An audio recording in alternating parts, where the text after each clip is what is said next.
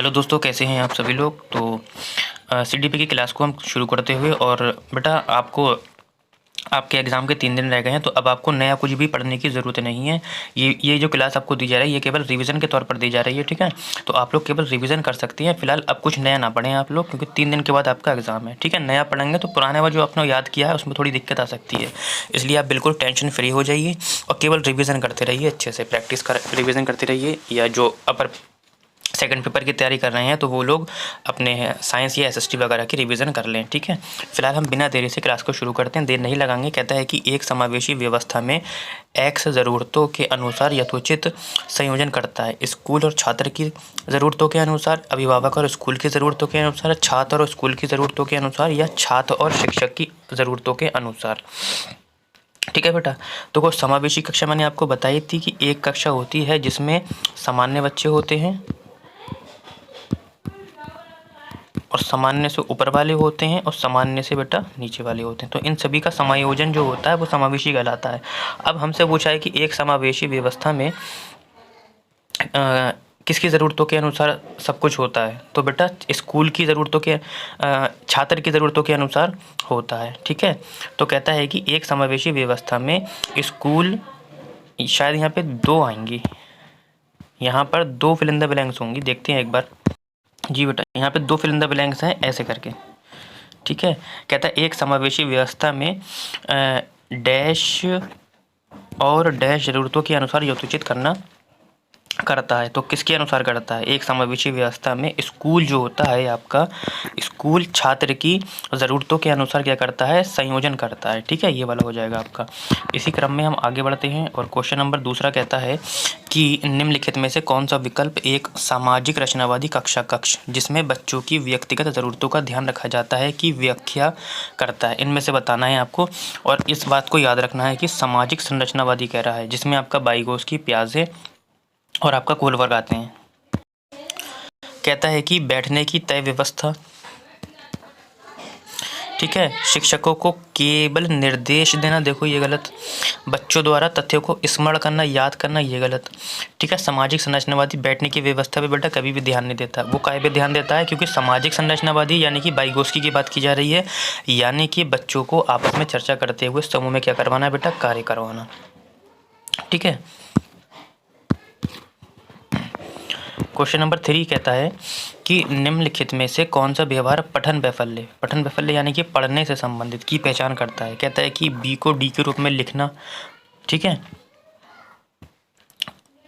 और 21 को 12 के रूप में लिखना, ठीक। फिर कहता है कि कम ध्यान अवधि और अत्यधिक शारीरिक गतिविधि, बार बार स्वभाव बदलना, अपमानजनक व्यवहार करना, ठीक है बेटा। अब देखें, आपका जो पठन वैफल्य है ये एक व्यापक शब्द होता है जिसका संबंध पठन विकार से होता है। इस अधिगम अशक्तता में बालक को पढ़ने में कठिनाई होती है, जिसे हम डिसलेक्सिया बोलते हैं, ठीक है, क्योंकि वह कुछ शब्दों, अक्षरों और व्याख्याओं में विभेद नहीं कर पाता है, जैसे बी को डी तथा 12 को 21। कभी कभी नज़दीक के शब्द जैसे कि SAW, जैसे ये लिखते हैं हम SAW सा, तो वो इसको क्या पढ़ लेता है? वाज। अनक्लियर को न्यूक्लियर में भी अंतर करने की असमर्थ होता है, ठीक है बेटा। तो ऑप्शन क्या हो जाएगा? ए हो जाएगा, ठीक है। लेकिन यहाँ पे ये मिसप्रिंट हो गया है आपका।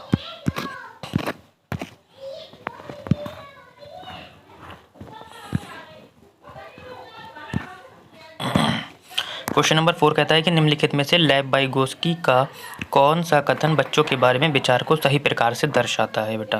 कहता है बाइगोस्की ने सुझाव दिया कि बच्चों में बहुत सी क्षमताएं होती हैं जिनमें वे कार्य शामिल हैं जिन्हें बच्चे सहायता के साथ कर सकते हैं। बिल्कुल सहायता के साथ कर सकते हैं, जैसे कि ZPD हो गया, इसके फोल्डिंग हो गया, तो ये ऑप्शन हो सकता है आपका। नीचे देखते हैं, कहता है बाइगोस्की बच्चों को एक कोरा कागज़ के रूप में देखते हैं। नहीं बेटा, ऐसा नहीं है। बाइगोस्की ने प्रस्तावित किया कि बच्चे वयस्कों की तुलना में मात्रात्मक रूप से कम सोचते हैं। नहीं बेटा, मात्रा कम सोचते हैं, ये गलत है। मैंने बताया था कि बच्चों के बारे में आपको गलत टिप्पणी नहीं करनी है। बाइगोस्की ने बच्चों की क्षमताओं को बहुत कम आंका है। नहीं बेटा, तो ऑप्शन क्या हो जाएगा आपका? पहला वाला हो जाएगा, ठीक है। तो आप लोग परेशान ना हो, केवल आप रिवीजन कीजिए, मैं ज़्यादा समझाऊंगा नहीं आपको, ठीक है, क्योंकि आप लोग जितना भी समझ जाते समझ चुके हैं। कहता कहता है बाल केंद्रित शिक्षा के पाठ्यक्रम के संदर्भ में निम्नलिखित में से कौन सा कथन सही नहीं है। बेटा नहीं वाला याद रखना है आपको एग्जाम हॉल में भी ध्यान से, ठीक है। कहता है कि पाठ्यक्रम का विकास व्यक्तिगत विभिन्नताओं, प्रेरणाओं, मूल्यों एवं सीखने के सिद्धांतों के मनोवैज्ञानिक ज्ञान के आधार पर किया जाना चाहिए, ठीक है। तो बाल केंद्रित शिक्षा के पाठ्यक्रम में बात करना है। पाठ्यक्रम बनाने में शिक्षक ये ध्यान रखता है कि शिक्षार्थी और समाज की क्या आवश्यकताएं हैं और सीखने की कौन सी क्रियाओं से ये आवश्यकताएं सर्वोत्तम रूप से पूर्ण हो सकती हैं, ठीक है। अब आपको सब ऑप्शन ठीक लगते होंगे। पाठ्यक्रम बनाते समय शिक्षक की आवश्यकताओं एवं विद्यालयों में उपलब्ध सुविधाओं का ध्यान रखना चाहिए। देखो अगर आप पाठ्यक्रम बना रहे हैं तो शिक्षक की आवश्यकताओं को ध्यान नहीं रखना है हमें, है ना, ये तो गलत हो गया। क्रियात्मक होने के लिए प्रत्येक पाठ्यक्रम एक समुचित मनोवैज्ञानिक आधार पर स्थापित होना चाहिए। अब चौथों का आप क्या करना है, वो 5वें का आप क्या करना है, आंसर बताना है, ठीक।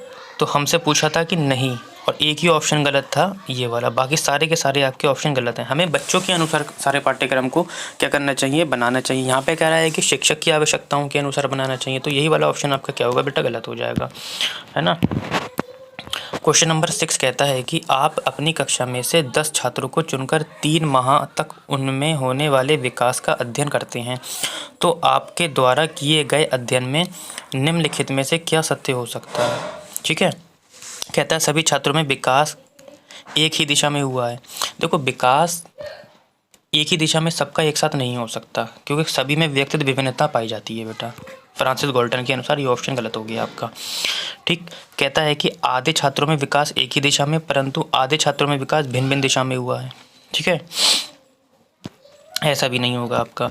देखो ऑप्शन नंबर आप 3 पढ़ते हैं, कहता है सभी छात्रों में विकास अलग अलग दिशा में हुआ है। बिल्कुल बेटा ऑप्शन नंबर क्या होगा आपका, 3 हो जाएगा, सभी छात्रों में। जैसे कहने का मतलब ये है अच्छा चौथा भी पढ़ लेते हैं, इस संबंध में कुछ कहा नहीं जा सकता, ये तो बिल्कुल ही गलत हो गया आपका। क्वेश्चन नंबर 7 कहता है कि वाइगोस्की के अनुसार बच्चे अपने साथी समूह के सक्रिय सदस्य कब होते हैं। कहता है पूर्व बाल्य अवस्था में, बाल्य अवस्था में, प्रौढ़ावस्था में, किशोरावस्था में। और सीटेट का इंपॉर्टेंट क्वेश्चन आपकी स्क्रीन पर 7 का आपको बताना है। तो वाइगोस्की के अनुसार बच्चे अपने साथी समूह के सक्रिय सदस्य किशोरावस्था में बन जाते हैं बेटा। कौन सी अवस्था में, किशोरावस्था में बन जाती हैं, ठीक है।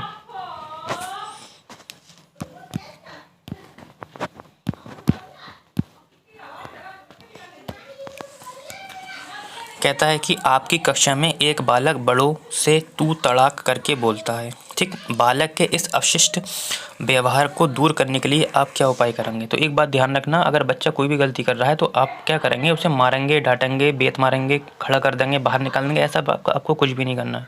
आपको पहले निदान करना है, उसका पता लगाएंगे आप, और पता लगाने के बाद उसका क्या करेंगे आप, उपचार करेंगे, ठीक। कहता है बालक को सबके सामने प्रताड़ित करेंगे, नहीं बेटा। बालक के माता पिता से उड़ते प्रताड़ित करने के लिए कहेंगे, नहीं। बालक को समझाएंगे कि अपने से बड़ों का आप कहा जाता है, तथा साथ ही आप भी अपने से बड़ों से भूल कर भी तू तड़ाक नहीं कहेंगे। तो आपको ये ऑप्शन ठीक लगता होगा। फिलहाल नीचे देखते हैं, आप बालक को आप कहकर संबोधित करने लगेंगे। देखो इस वाले ऑप्शन से ज़्यादा ये वाला ऑप्शन बेहतर है। क्यों? क्योंकि बच्चा जो होता है अनुकरण करके, यानी कि देख कर सीखता है, ठीक है। अगर आप उसे समझाएंगे तो उसको समझ में नहीं आएगा। यदि आप क्या करेंगे, खुद ही से ही टीचर के, आप टीचर हैं, आप क्या करेंगे, सभी से आप बोलना शुरू कर देंगे, तो बच्चा फिर सुनेगा और सुनकर उसको ग्रहण करेगा, फिर समझ जाएगा कि मुझे भी आप बोलना चाहिए, सर हमारे आसपास का लोग, ऐसा होता है ना। जिस तरीके से हम लोग बोलते हैं तो बच्चा फिर वही सीखने लगता है। तो टीचर को क्या करना चाहिए, ऑप्शन बेटा ये भी ठीक है, मैं मना नहीं कर रहा हूँ आपका, ये वाला ऑप्शन ठीक है, लेकिन उससे बेहतर ये है, यदि आप खुद आप कहकर बोलेंगे सबसे, तो बच्चा भी वही सीखेगा और फिर वही बोलना शुरू कर देगा, ठीक है। आगे बढ़ते हैं। नवा क्वेश्चन कहता है कि समाजीकरण की प्रक्रिया में अनुकरण को उपयोगी तथा विकासात्मक बनाने के लिए आवश्यक तत्व कौन से हैं। अनुकरण को उपयोगी और विकासात्मक, कहता है कि परिवार, पड़ोस, देश एवं राजनीति, गांव, शहर, परिवहन एवं संचार साधन। तो सिंपल सी बात है, समाजीकरण की जो पहली संस्था होती है आपकी परिवार होती है, और मैंने बताया था परिवार के साथ जो भी जुड़ा होता है वो क्या होता है, प्राथमिक संस्था के अंतर्गत ही आता है। लास्ट क्वेश्चन आज का 10वां क्वेश्चन कहता है कि अधिगम प्रक्रिया में अभिप्रेरणा कार्य क्या करती है, ये बताना। यानी कि सीखने की प्रक्रिया में जो प्रेरणा होती है, अभिप्रेरणा, वो क्या कार्य करती है, ये बताना। बहुत ही अच्छा क्वेश्चन है। कहता है कि छात्रों की स्मरण शक्ति को पैना करके, नहीं, स्मरण शक्ति देखो उसको पहना करके, तो ये वाला ऑप्शन आपका नहीं होगा। ठीक है। कहता है पिछले सीखे हुए को नए अधिगम से अलग करता है। नहीं भाई, अलग क्यों करेगा? अभिप्रेरणा तो हमें मनोबल प्रदान करता है और पढ़ने का आगे, छात्रों में सीखने के प्रति रुचि का विकास करने का, तो ये पॉजिटिव है, हो सकता है। छात्रों को एक ही दिशा में सोचने के योग्य बनाना, यानी कि अभिसारी चिंतन की बात कर रहे हैं, तो ये भी गलत हो जाएगा, आपका ऑप्शन नंबर हो जाएगा 3। ठीक है। तो ये जो आपकी आज की क्लास थी बेटा, ये आपको समझाने के लिए नहीं थी बिल्कुल भी, रिवीजन कराने के लिए थी, तो आप लोग रिवीजन करते रहिए। ठीक है।